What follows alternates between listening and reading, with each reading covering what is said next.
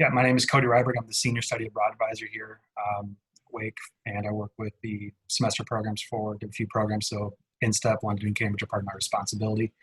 We're here with Doreen from Cambridge, Philip from London, and Steve, who's the Executive Director for InStep. Um, why don't you, the three of you, kind of just give a quick introduction about yourselves? Let's start with Steve. Hi, well, I'm Steve Seaworth, Executive Director for the InStep programs, currently in San Diego, so still remote to a certain extent. But I've worked with the programs for years, and I was actually a student on the programs. We won't say how long ago, but I was a student in Cambridge, so I am slightly biased, and Philip will attest to that probably. But I work together with Cody a lot to get students ready to go, and then work with Doreen and Philip once students are on the ground. So look forward to working with you.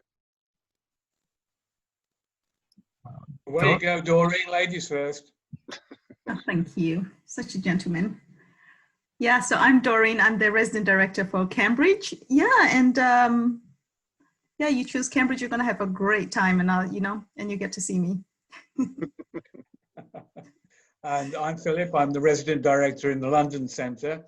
And as you just said, we're all moving forward in hope rather than actually knowing what we're going to be able to do. I'd like to hope that some of you who may choose London will be able to come here. If not, as Doreen says, you'll have a great time in Cambridge. And you may well see me anyway, if we're just in the Cambridge Centre, because we'll work together. So I do hope to see you at some stage early next year. Back to you, Cody. All right. Yeah, so Steve, why don't you kind of talk about the locations, and we'll let Philip and Doreen talk as well. Sure.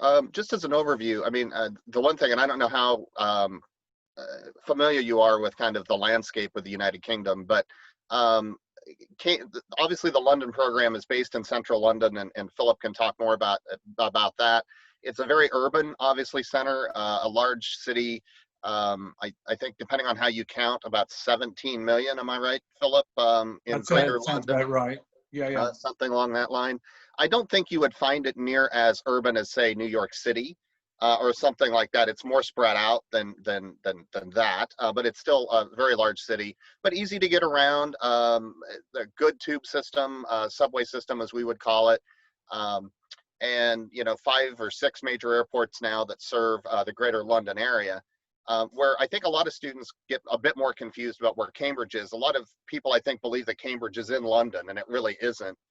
Cambridge is its own city. You can see it just to the north and slightly to the east of London on the map. It's only about 50 minutes by train. That is, if you get on the right train and the trains are feeling good that day. But in general, that's the plan. But it is very much a college town. So it was a small market town before the university turned up, and we're talking in the 1200s here. And when a group of scholars, and we'd like to think some of the better scholars, left Oxford due to some riots that were going on at Oxford at the time, and set up shop in a small market town of Cambridge. And that's where the university is. So if you're considering the two locations, obviously both are great. You will probably experience both no matter which center you study in. But I think you need to determine where you want to live and study. So whether you want kind of the big city experience, which obviously is London, or the smaller college town feel, which is definitely Cambridge. But keep in mind, it's only 50 minutes by train to go back and forth between the two. So it's easy. It's an easy shot to either one.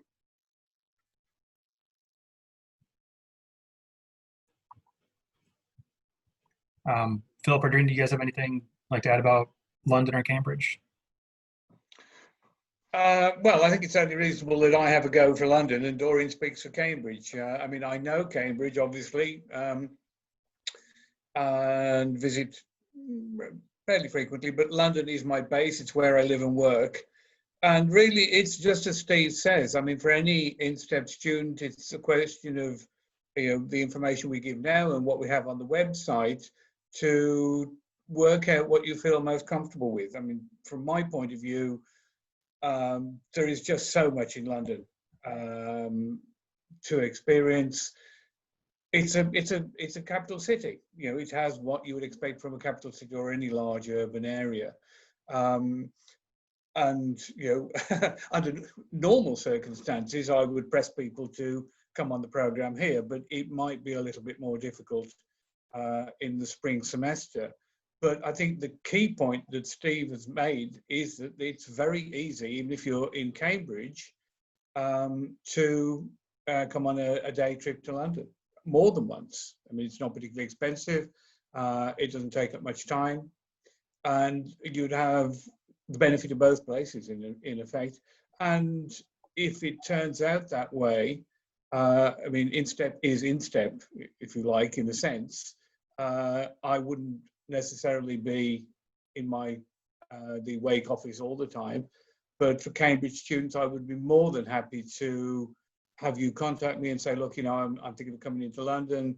Can we meet up for coffee or just a quick chat or whatever you want to do?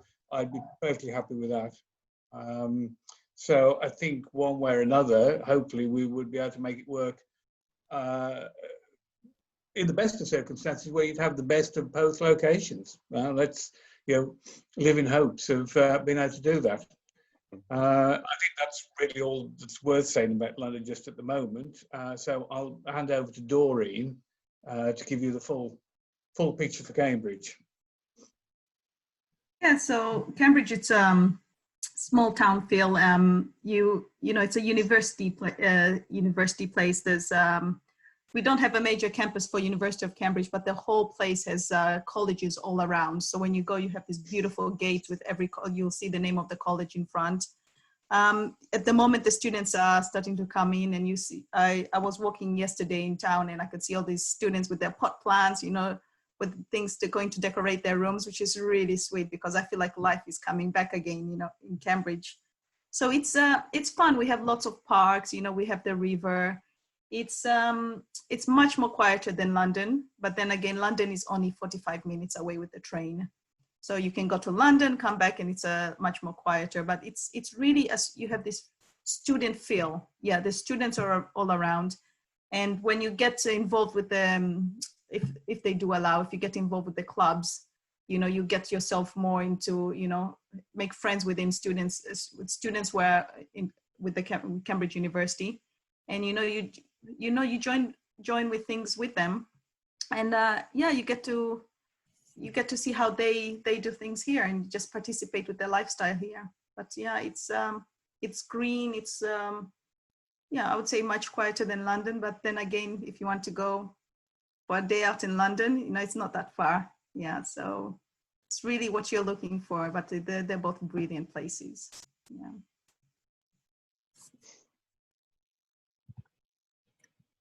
So for those of you that are looking at Cambridge, these next couple slides are going to be kind of what you'd be looking at for housing. So Steve, do you want to talk a little bit about Warkworth House?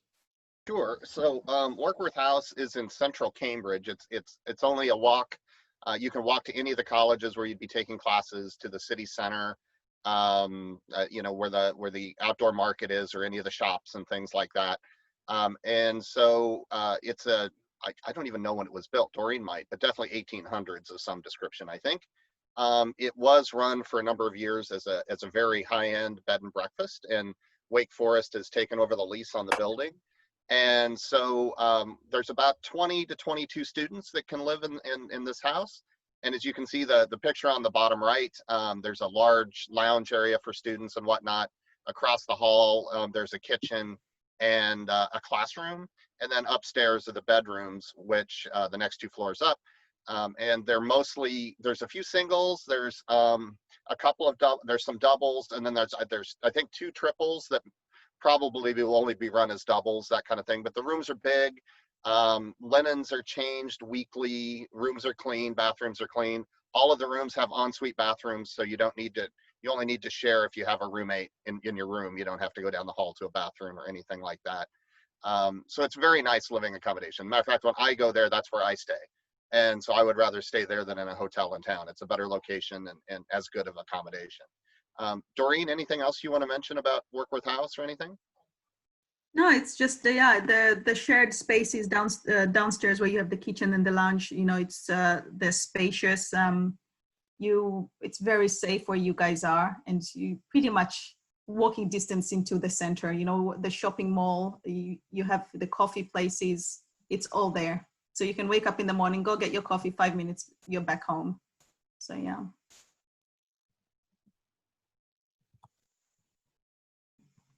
And this is just some pictures of some of the London housing that we've had in the past. Stephen, Phil, do you want to talk a little bit about London housing, kind of how that operates? Well, I'll just say something briefly, and then Philip can actually give you the real story. But yeah, as Cody mentioned, these are representative because Wake Forest doesn't have, other than Worrell House, and you're not going to be at Worrell House, just so you know that if you're an INSTEP. Wake doesn't have apartments or flats in London, and so we use an accommodation organization called Anglo American. And so once, a few weeks before each semester, once we have our numbers worked out, they will give us the housing assignment. And so these are places where we've had students before. Most of their housing is pretty consistent. Location obviously changes a bit, but it's always in zone 1 or zone 2 of the tube map. If you've been to London, that makes sense to you. If not, if you look at an underground or a subway map of London, you'll see rings where zone 1 is central London, zone 2 is just a slightly out. And we always stay in zone 1 or zone 2. And if you do end up going to London, we won't know exactly what flats you're in until a few weeks before departure. Philip, do you want to mention anything there? Yeah, really, just to expand upon that, as Steve says, there's a certain amount of variety, but obviously we're dealing with a very responsible organization that we've had a connection with for a very long time. And obviously it's in their business to provide good, safe accommodation. So anybody who's in London might not end up in whatever location this is, but it will be, roughly comparable. It'll certainly be perfectly acceptable living accommodation, student living accommodation, bearing in mind that it's in central or fairly central London, so space is always a bit of an issue. But the vast majority of students have got on with it fine. The one thing I'd mention very briefly that does seem to crop up, and something that if you are considering London, you need to start thinking about, it's one of the several things, one of the cultural things, and that is the need to use public transport, which would be pretty much inevitable, which you don't have in Cambridge. But again, it's one of those learning experiences, and frankly, any London student becomes a Londoner for 3 months or so, and you learn how to use the system. So there's always that in the background, but again, as I say, the vast majority of students get on with that just fine. And anyway, just as Doreen would in Cambridge, I'm around with colleagues to help sort out any problems anybody might have, but they're very few and far between.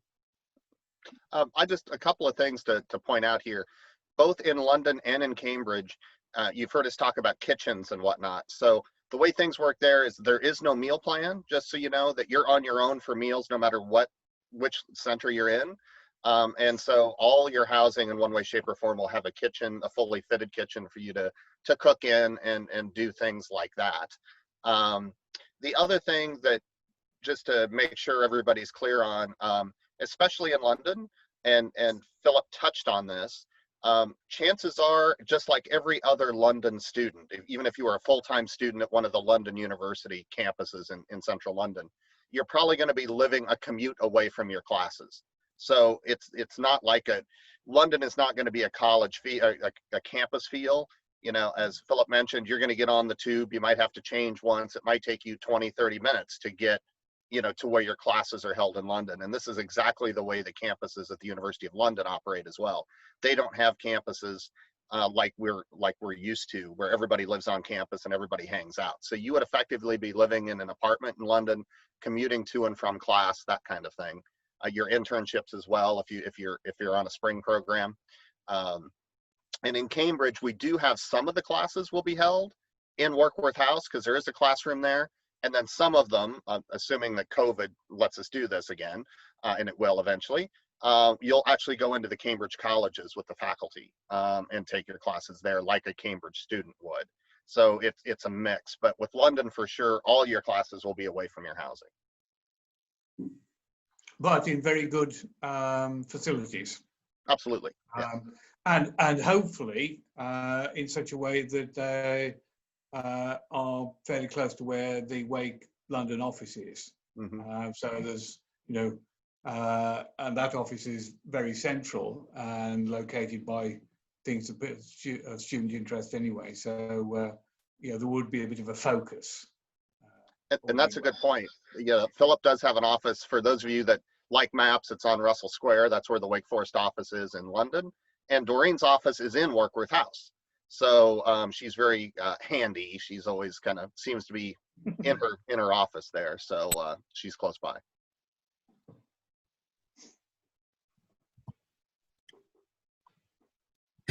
So yeah, like we were mentioning, you will have the opportunity to meet other local students. And these next couple slides are going to talk about student life in London and then in Cambridge. Then we'll kind of show these videos here.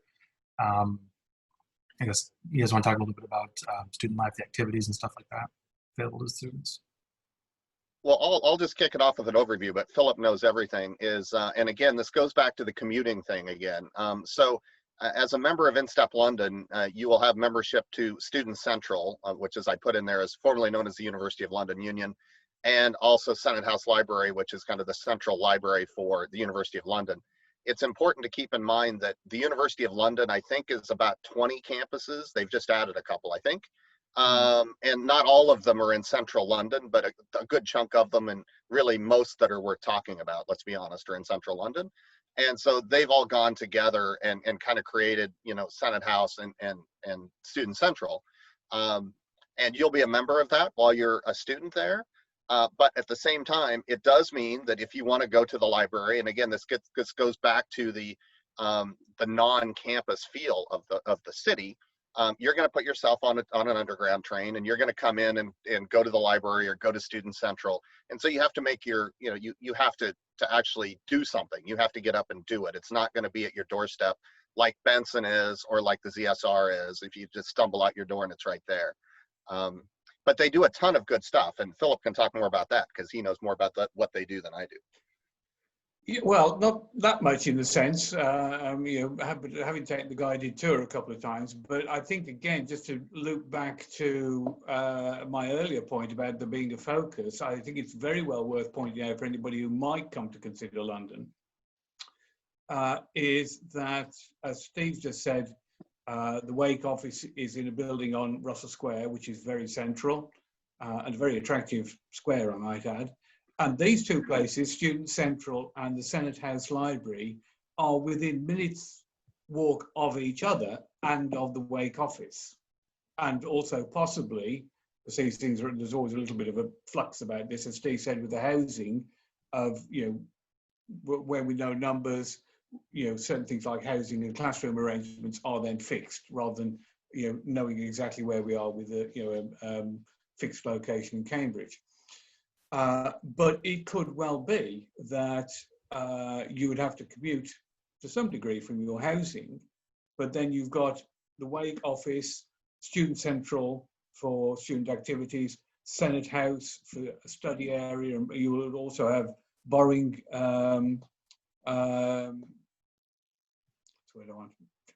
borrowing capability there. They're all really close, and also the British Museum.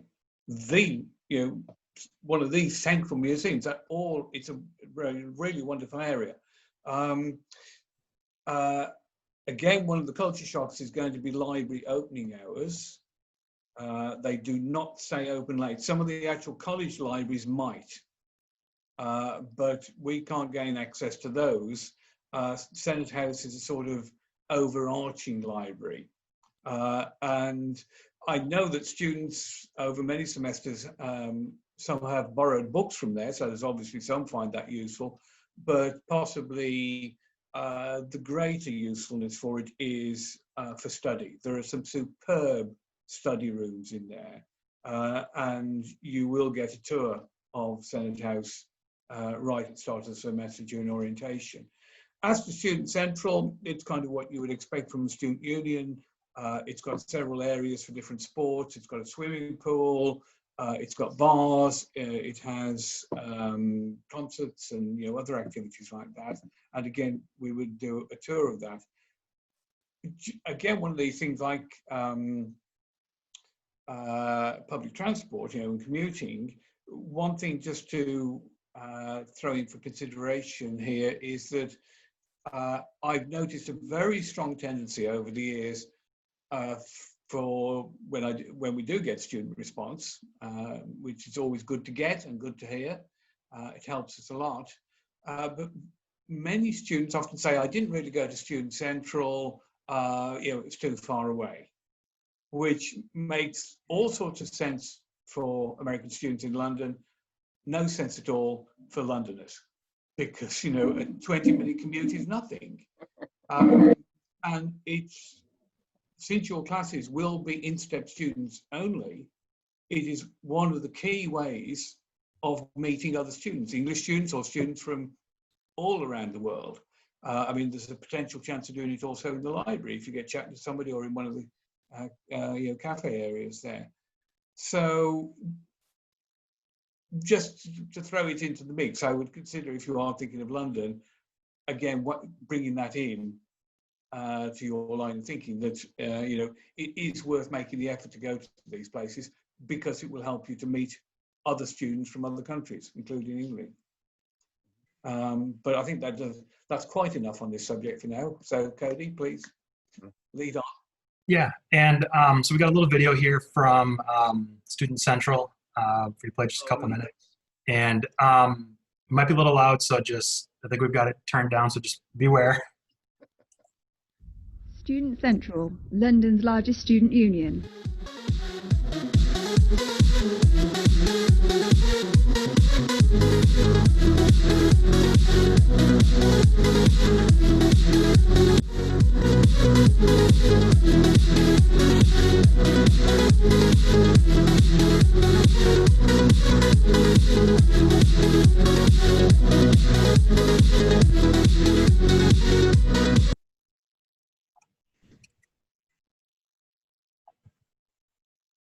And then moving on to student life at Cambridge, you'll kind of, as we're talking about it, and with this next video, you'll see the differences in the two locations, and kind of, I enjoy seeing the two different differences in the videos and stuff like that. So how about we just quick start with the Cambridge video quick, and then we will discuss that.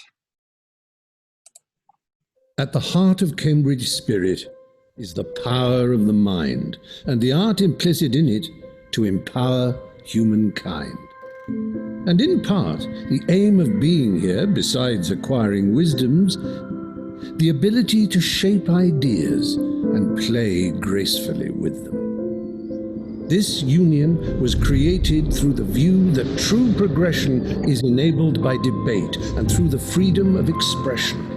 If we don't ask any questions, we will not resolve our problems, but with motions and suggestions, we have all the strength to solve them. This chamber welcomes speakers who will inspire a generation. World leaders and celebrities ignite imagination. From countless fields of expertise, the movers and the shakers, the politicians, journalists, the very British bakers, some famed for great intelligence or controversial thoughts, religion, music, television, journalism, sports, for comedy, diplomacy, or politics once more, artists, experts, entertainers rise to take the floor. The building, steeped in history, is impressive in itself. Home not solely to debate, it boasts diverse events as well, from discussion groups to bar nights, parties, dancing in the hall, and it's splendidly transformed for an exclusive union ball. The future feels uncertain, but it's just a day away. The world will be determined by the path you take today.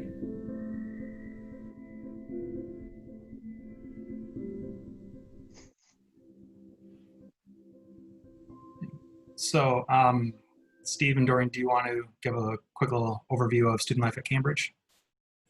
Sure. Well, I'll give the overview, and Doreen can give the detail.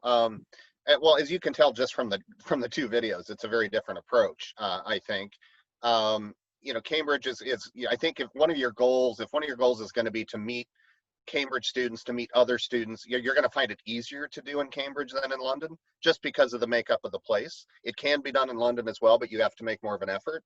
And because Cambridge is a university town, it's all the student life events are much more kind of run together and compact and in one spot. So as an InStep student, you're a member of what is called Cambridge, the Union Society, which is the video you just saw. It's the debate chamber. It's also kind of, for lack of a better term, what we would consider a student union at Cambridge. They really don't have one like we would have probably. But you're a full member for the term you're there. So you can go to the debates, you can go to the lectures. Lately, we've all been watching them online for those of us that are members. I don't know, Doreen, if you saw, but Jane Goodall is set to speak next week. It's beginning of the term, I think. So they get some big names to speak, and students obviously go see them a lot. There is a cafe and a bar in there too that you can go hang out in and study. The other kind of central place is the Marshall Library, which is in the Department of Economics. You'll be a member of that as well. It's not a lending library, but you can. Many aren't in. I don't think any are in Cambridge, to be honest. But another place to go study and whatnot. So you'll meet a lot of Cambridge students if you go to the CUS. Cambridge also has a Cambridge University Student Union, where all of the it's more of a virtual kind of thing, but it's where all the clubs and societies are also done. So once the COVID thing is over, we expect that to get back to normal. And we almost always have students doing some sort of a society or a club. We've had ice hockey, we've had the math club, we've had the wine tasting society, which I highly recommend. Not that I was a member of it, of course, when I was there. But there's 200 or 300, now it says 500 different clubs, probably 200 or 300 of them are active, that you can join while you're there as well. So I'll let Doreen talk more about the details, but it's from a student standpoint, it's a great place to study. Yeah, like Steve says, there's a lot of clubs that you can join, and they're very welcoming. Anything that you're interested, take this opportunity to join, meet the students who are, go to Cambridge University. Yeah, Cambridge can seem a little bit quiet, but once you go into the colleges and you're in the college bar, it's a completely different place. It's so much fun. Yeah, it's there's a lot to do, and you'll find yourself really busy, but you'll have to push yourself and just join a club. There's so much. Anything that you've ever wanted to to join, like any club, just go ahead and do it. Yeah. One of the things that I'll throw in here, because I think it's worth talking about with students, and we'll definitely talk about this in detail during pre-departure once you decided when you're going and where you're going. But I think the trade-off, and start thinking about this now, the trade-off for students, study abroad students in general, and I wouldn't say this just on the InStep programs, I think this is true about study abroad in general, is you're going to have a trade-off because you're probably, especially once we're post-COVID, which we're all hoping we get there sooner rather than later, is going to be the trade-off of traveling across Europe and experiencing the place where you're studying. So for example, let's say you join the Pythons, which is the American football team for Cambridge. And believe it or not, they have one, and they love it when Americans join because, and it's co-ed, by the way, if you want it to be, just the fact that you know the rules and have the right accent, they'll probably start you as soon as you get there. But they're going to practice on the weekends and have games on the weekends. Same would be true of the academic clubs and things like that. And so your trade-off is going to be, do I want to get to know Cambridge or London, or do I want to travel a lot? Because if you join the Pythons and then don't turn up for the first two practices because you're off traveling, you're going to be persona non grata back at the club. So it's something to start thinking about now as you choose where you want to study and kind of what your goals are while you're studying abroad.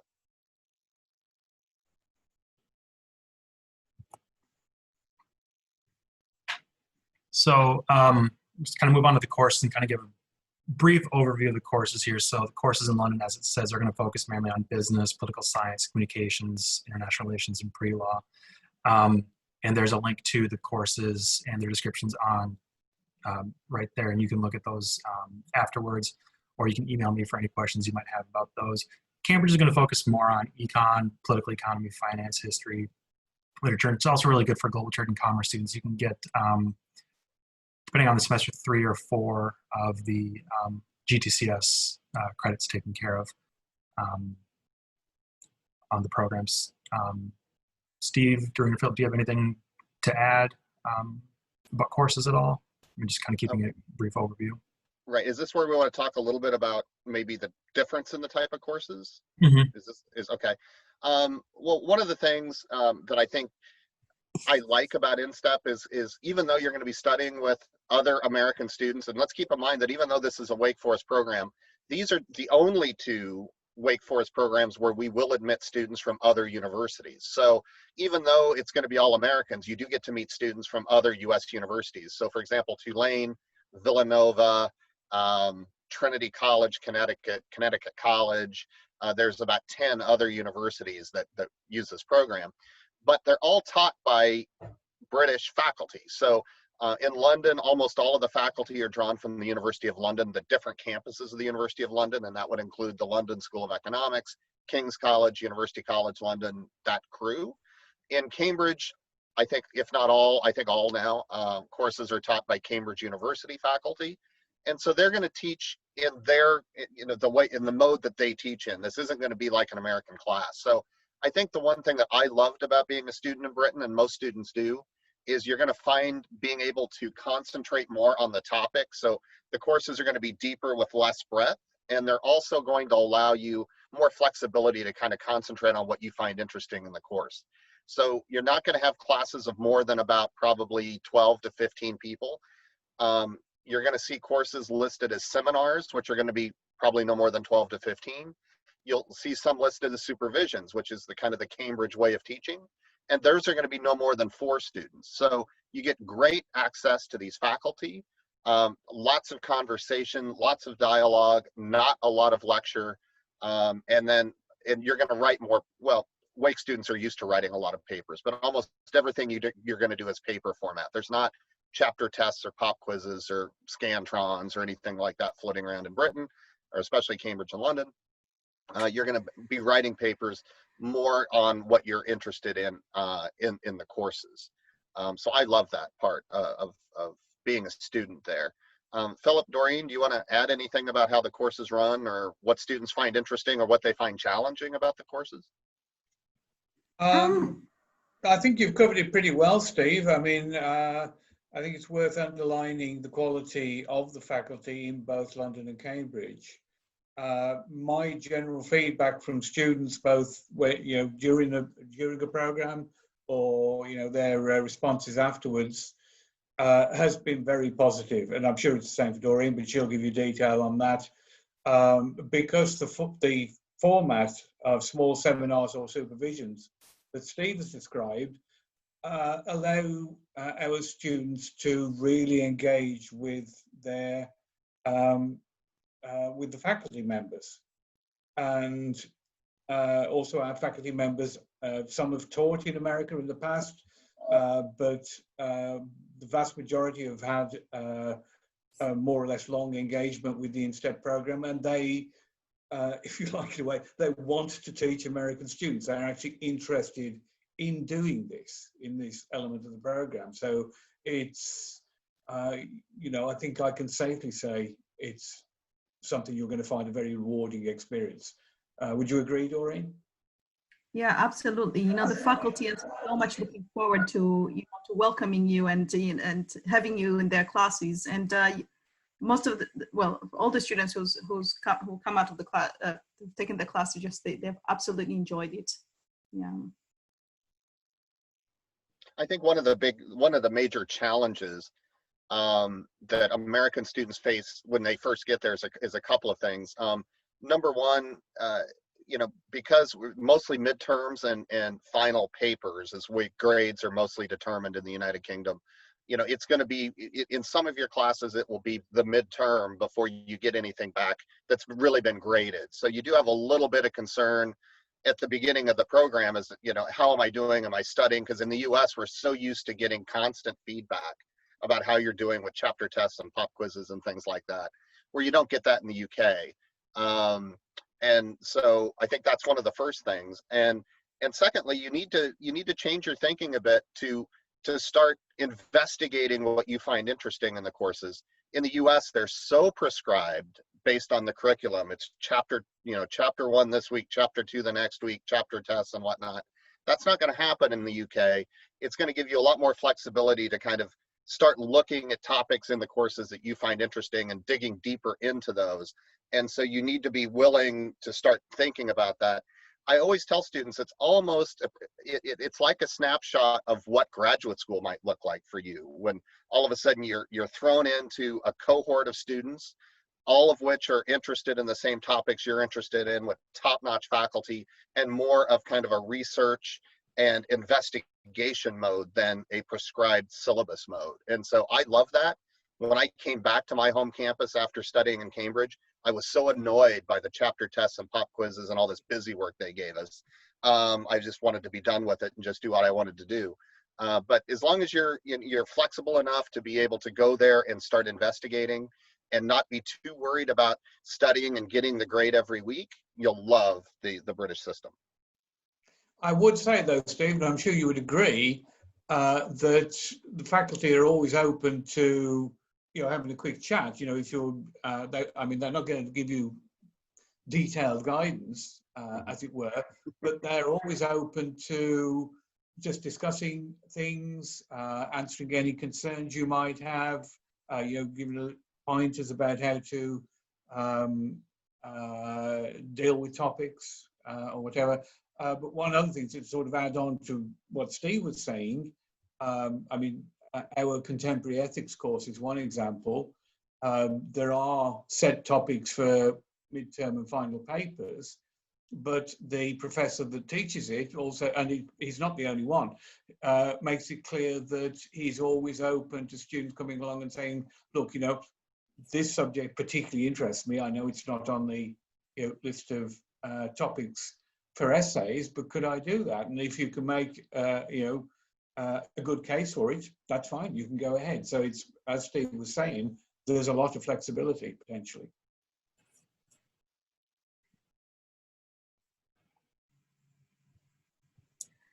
So we talked a little bit about differences in the academics and everything.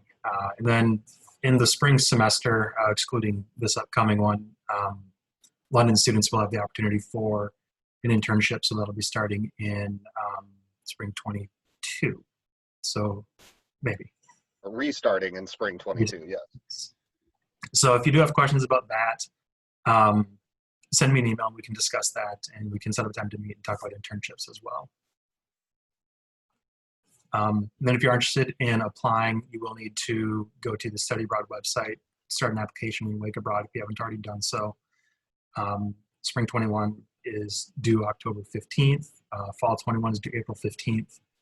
And then you will need to submit a deposit once you've been accepted to the program, but that's afterwards. And if you have a meeting with me, we can discuss the application process in more detail and what post-acceptance materials would be like and everything going forward from there. And that is basically all that we've got for the presentation. So if you do have questions, you can reach out to me or Steve and look at the two different websites. And the bottom list there, we do have a newsletter. If you're interested in that, you can sign up there at the link down below. And I'll also send that in an email later on as well if you don't get to that right away.